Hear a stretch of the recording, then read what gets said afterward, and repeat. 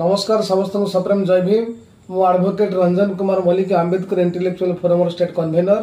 आज विशेष प्रसंग समयश्री विशी प्रसंग को नहीं समयश्री विशी इत्यादि अवसर में देहांत हो जाइए। से जीवन युद्ध रे हारी जाइछन्ति।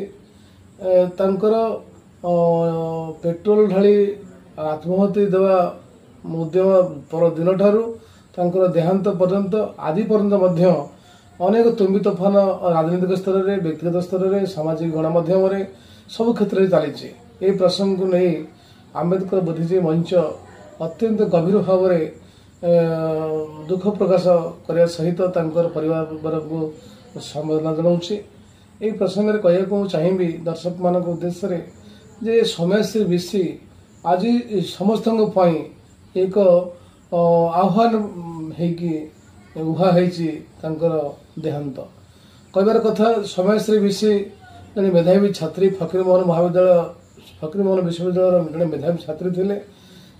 जो प्रोफेसर जो यौन उत्पीड़न करते प्रतिहित करने से प्रिंसिपल को कही विभागीय समस्त पदाधिकारी जन एवं जननेता मानकर शरणापन्न होते जहाँ मीडिया आम जाना पाइचु। समयश्री विशी से अध्यक्ष विरुद्ध में कार्यानुष्ठान रक्षा पाइबापी से बहुत स्तर से चेष्टा करते जड़े कि अटेम्प्ट नहीं था गोटे फोरम जदि से कथा को समाधान करने चेष्टा करते मूल्यवान जीवन आज रक्षा पाई जाता। समयश्री विषय चलीगला ना आज प्रसंग आज अनेक गुड़े प्रसंग को मन पकई दूसरी ये मन पकड़ चाहे आम परस्पर कादुआ फिंगुचे।